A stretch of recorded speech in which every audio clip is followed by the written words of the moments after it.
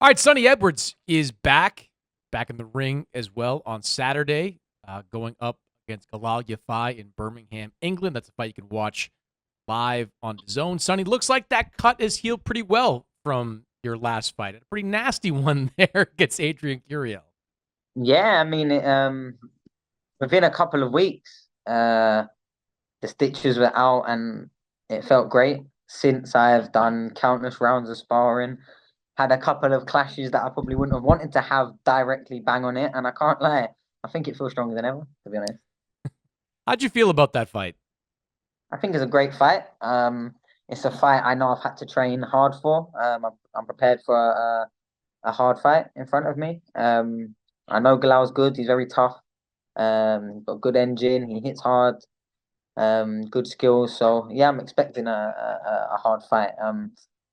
This has been the British fight that people have been waiting for me for probably 8 years, nine years. When I went pro that year, Galal at my weight went to the Olympics, and then 4 years later he went again and got gold. So this fight has been thought of in Britain when there has not really been any other domestic rivals for me coming through. And that's probably why it's happened a lot earlier than people maybe would have thought it would have. It is a rivalry type of fight. I mean, I was watching some of the video from earlier today where your brother Charlie was mixing it up with Cal Yafai, some history there between those two guys at the open workout today. So a lot of family history there, right? Yeah, it's weird because I'd walk past, I just said hello to Cal. I don't really get on with the other one. I don't really know him too much, but he's the one that says a lot for in my opinion, no reason. Because, you know. But I said hello to Cal and I was in the corner just outside the bottom of the ring, actually speaking with Galal. So when this was all going off and it started, me and Galal was actually in conversation and then turned around trying to catch up with it all, weren't sure what was happening, just loads of bodies. I think it was just, mean stares, got a little bit close and then got separated. I don't think nothing really happened. But yeah, exciting, I guess, for the fans. But I think the thing for me, what I don't really get is Gamal and Cal, they could both fight my brother. They both could have fought my brother and could still fight my brother, but they've both retired. They could have both fought him when they were both active. Um, Especially more Cal, but I think Gamal is probably the more interesting fight now anyway. But they've always had that, potential of that fight. They've always had that opportunity and they never took it. And yeah, I don't get really me personally where all the resentment comes from, but obviously the storyline really started mainly with mine and Galal's older brothers. So um yeah, like I think Cal's cool. I think Cal's cool. Obviously he's the long-term rival that didn't happen against my brother, so there's that. Gamal, I nothing. I have no relationship of the one time something happened and we interacted, he ran away from me and wouldn't look at me and even dragged his brother away from speaking to me. So I have no idea. I don't know where his energy comes. I think it comes from bitterness, to be honest. Him. You got to remember, Cal, world champion, defended it a fair few times, had big fights. My brother, world champion, has been involved in big fights, traveled the world with boxing, and been a legit beat a champion to win his world title in Rosales. Defended it as well. Then you got me, went all the way up to nearly unifying, didn't, and then straight back into the big nights as if I'd never left, which is unheard of in flyweight, especially at the sort of levels that we're crossing at this stage. So I'm very content already with what I've earned and achieved, and I think that's probably where a lot of the animosity is bubbling. Just that one of the five brothers feels a bit left out because you've got an Olympic champion that this weekend really can be considered a world champion, really. Um, What What about the and dynamic with you, and Galal? Like the history there, that traces back to the amateur days when you were both competing, right, for that same slot on the GB team at the Olympics. Where did explain some of the history that you have with Galal? you know what it was, Chris? Yeah, Galal didn't pop up, didn't. I don't think no one knew a Galal existed until at this point I'm 5 times national champion. I'm about to go into my first senior ABAs. Um, the year before, he lost in the quarterfinals to Harvey Horn, who was the GB number one before I got on. And he was my like rival from kids' days. We were sparring partners. He was always a year older than me. He got on GB before me, won the seniors the year before me. So really, that Olympic cycle, it should have been out of Harvey and me. But what happened was, even though Harvey beat him in the quarters the first year, the second year I beat him in the semis. That year after I beat him, Rob McCracken put him on GB. And not only when he put him on GB, he also made him the number one in one clean sweep. So there is 4 fighters at our weight. There was Harvey Horn, there was me, there was Galal and Joe Mafosa. Now, Joe Mafosa and Harvey Horn were already on before me and Galal. We got on at the same time. Now, Harvey Horn had beat Galal in 2014. I had beaten Galal in 2015. So he never even reached the ABA finals and he entered them. But his trainer, who is his trainer today and his manager today, who was also training and managing his older brothers, who was making a decision of whether I went to the Olympic qualifiers or Harvey Horn went to the Olympic qualifiers or Galal Yafai went to the Olympic qualifiers, having been beat by the other two boys on the squad, was made number one within an instant of going on the squad. They made Harvey go speak to psychiatrists and, ruled him unfit in the head to box. They ruled me unfit from my first international because of my thumb, and they sent Galal when he qualified. And that's what happened. But they made it, they orchestrated it that way. Now, they might have done the right thing. Galal is a tremendous fighter. However, at the current time of me being a now 6 times national champion, just beating Galal, beating John Mafosa, always confident with Harvey because we've known each other for so long. It was just strange at the time that me and Harvey, who had won all these national titles, was picked out of the places of someone that had never even been to a senior ABA final, hadn't been to any internationals at this point. They sent him five five times. He went out, left GB, and went to fight, while I was sitting and waiting in the wings. The first time they eventually sent me out after like 4 or 5 months, I beat a 3 times Olympian who had already qualified for the upcoming Rio Olympics and was 2013. I boxed him in 2016, 2013 world champion. So, and after that fight was when I got ruled out because I got a thumb injury and they didn't let me fight. They ruled me out. GB ruled me out, sent me to the specialist and ruled me out. I was not allowed to go, even though I would have went with one hand, as I've been in the ring plenty of times with one hand. I went in the ABAs later that year, later that month, with one hand. Got to the final and lost, but was very, very disillusioned with amateur boxing and turned pro the moment I left that ring. Was my last because of all of this. I turned pro because of this system. Do you know what I mean? Early. So And I it was sounds like your issue or anything personal for you in this fight. Maybe it's with Rob McCracken more than it is Galal Yafai. but because I've never had an issue with Galal, and still I don't have an issue with Rob. I don't have an issue personally with him, but you just got to understand the character he plays in my movie that runs in my head. All the emotions I felt at different times in my life, and for the people I felt them. Now, I've never had a single issue with him, single problem I get. We're in a team environment, they're paying my wages, and if they want to pick someone instead, they can go on and pick someone instead. I completely get that. But I was laughed at leaving GB that I'm never going to make it. Now, I'm the reason that there's only worth signing any flyweight in Britain. Me. Flyweights don't get signed by promoters. Now they've started. Why?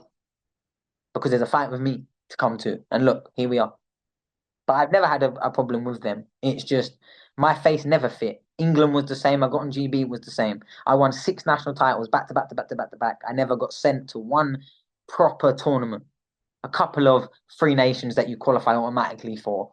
And a couple of England versus Ireland is all I was ever given. Not a Europeans, not a world champions, not a nothing. They never sent me to any majors, anything worth winning. So how could I go and win and be successful? Yeah, I was dominating domestically as an amateur.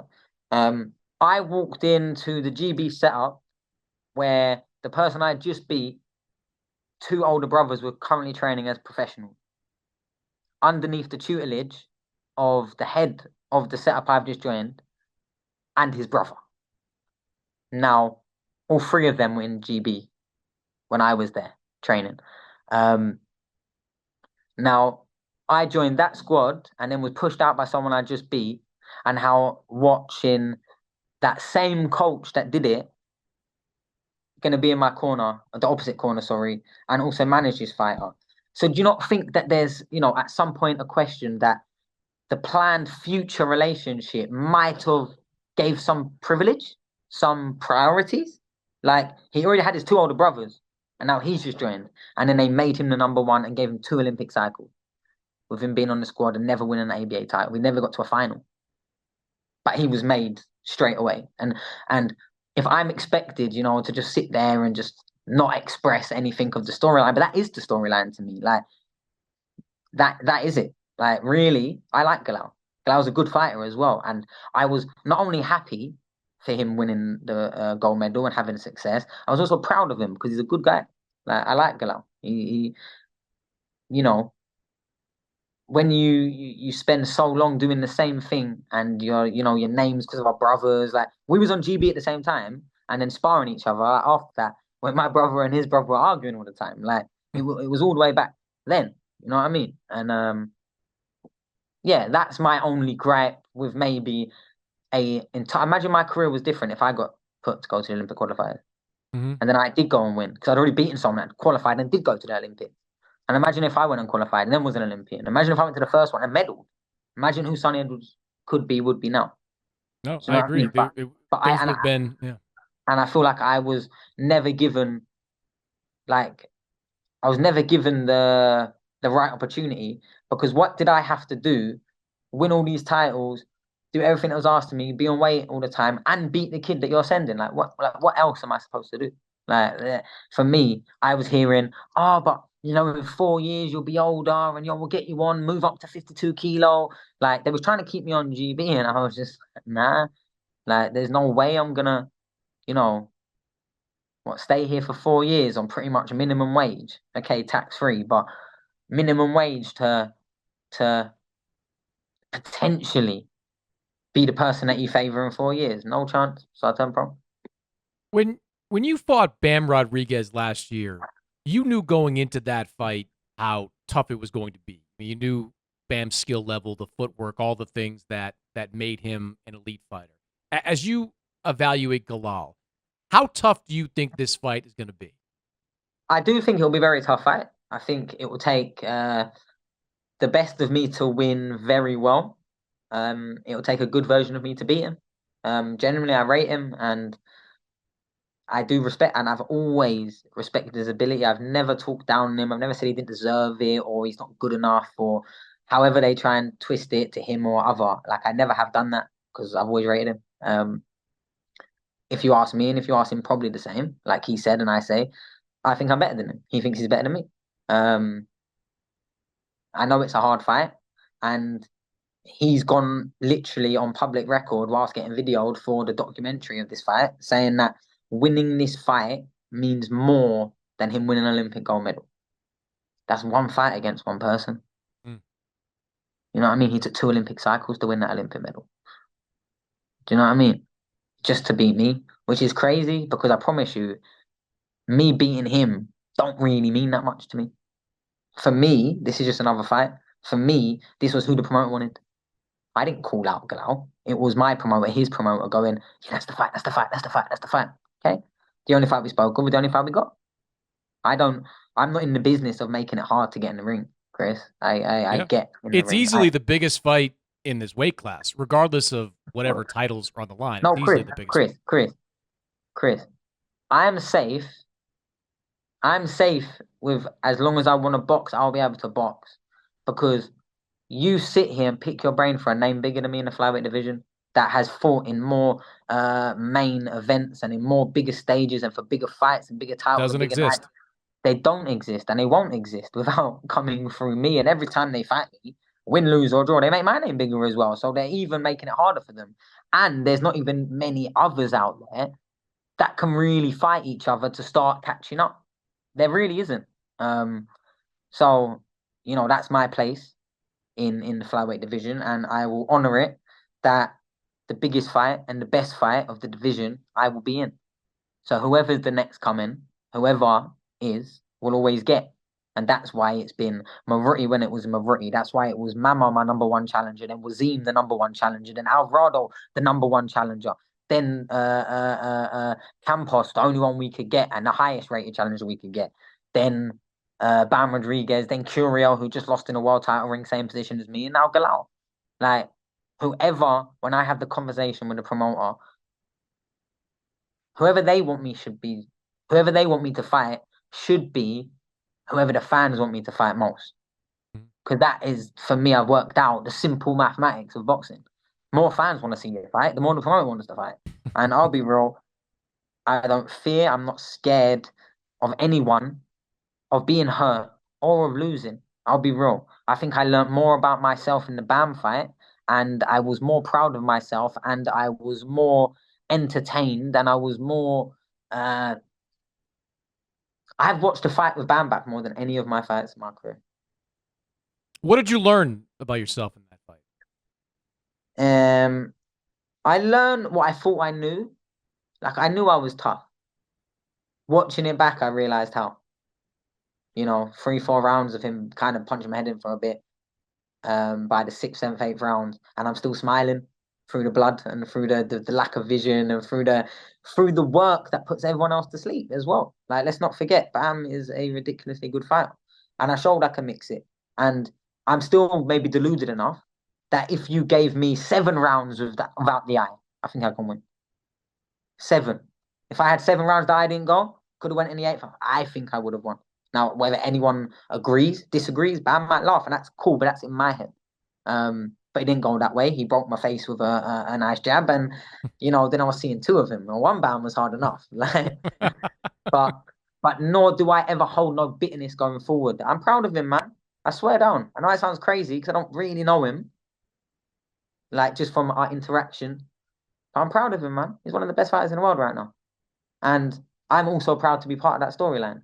I know when I am the man in the story and I'm living my dream, and I'm humble enough to know when I'm playing a part of someone else's.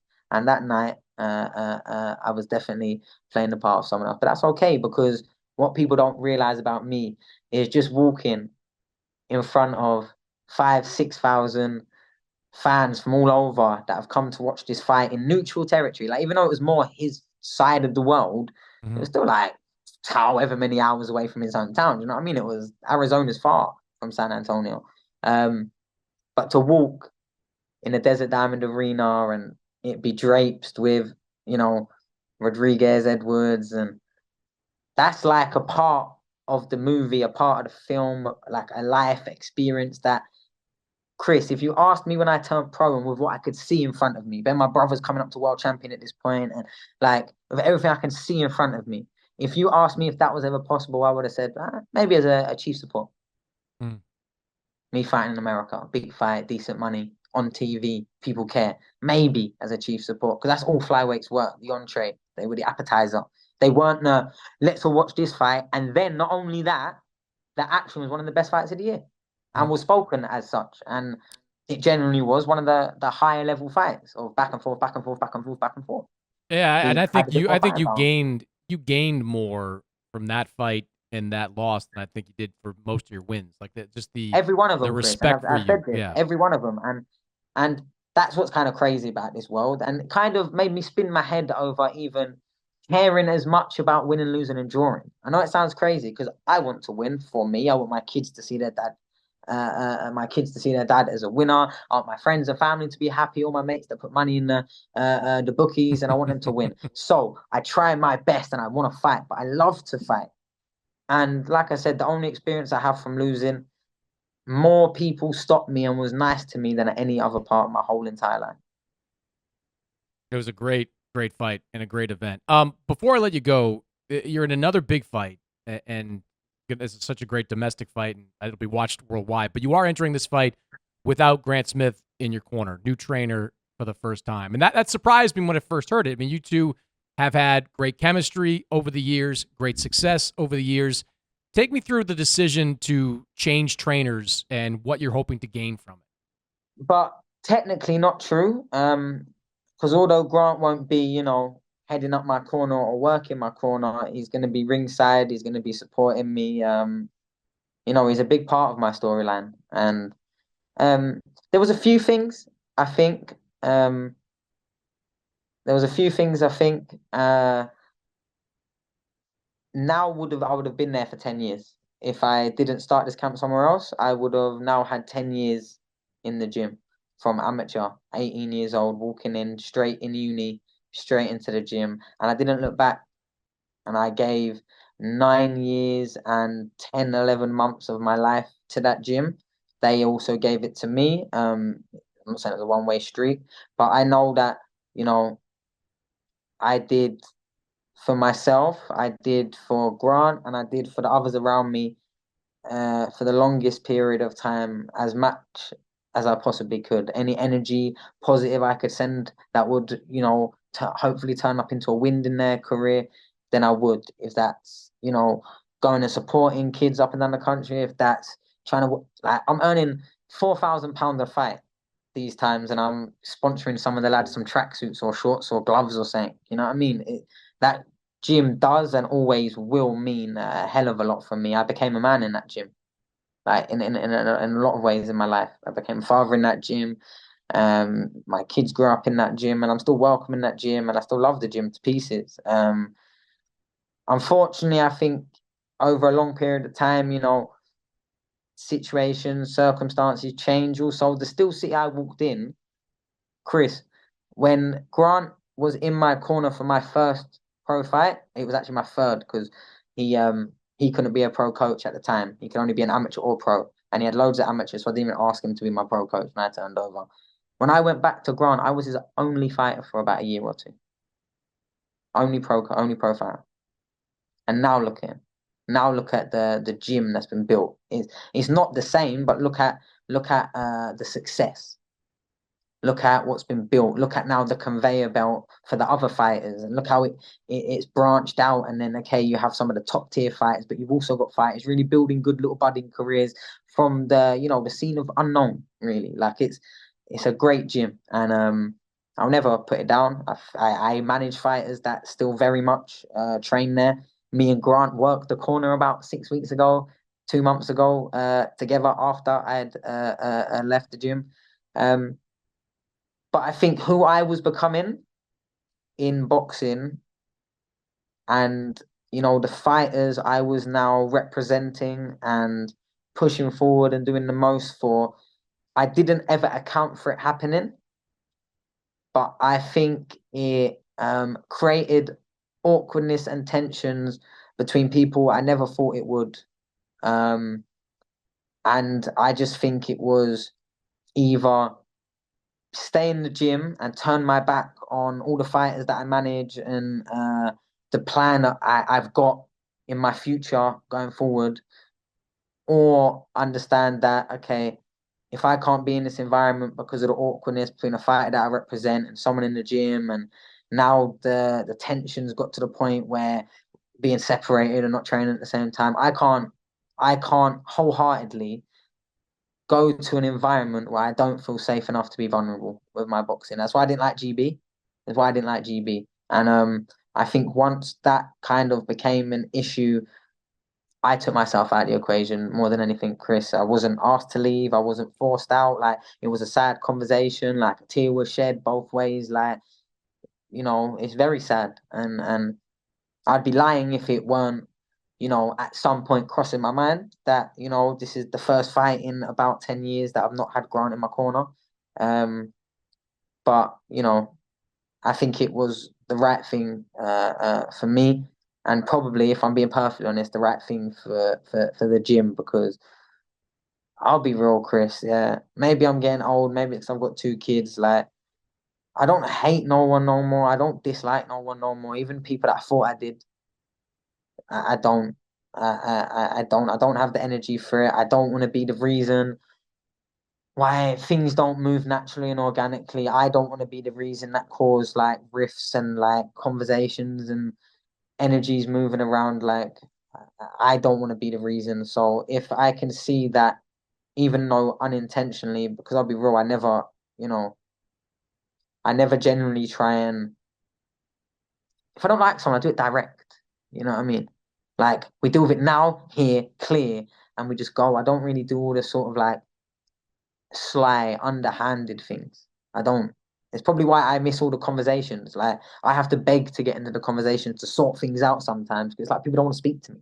They'll just have a problem with me and I'll just take it away with them and start speaking to other people about it or just acting differently with me and I'll never know. It's like crazy. And I'll be real, more times I'm just trying to get to my house at the end of the day, make sure my kids are safe and well, make sure that the food tomorrow and for the next few months is all sorted just in case World War III kicks off. And I'm just trying to survive, man. And yeah, a bit of a Yeah. long-winded answer to maybe a more simple question, but I probably just put myself and my happiness and of my environment first because for me it's so important.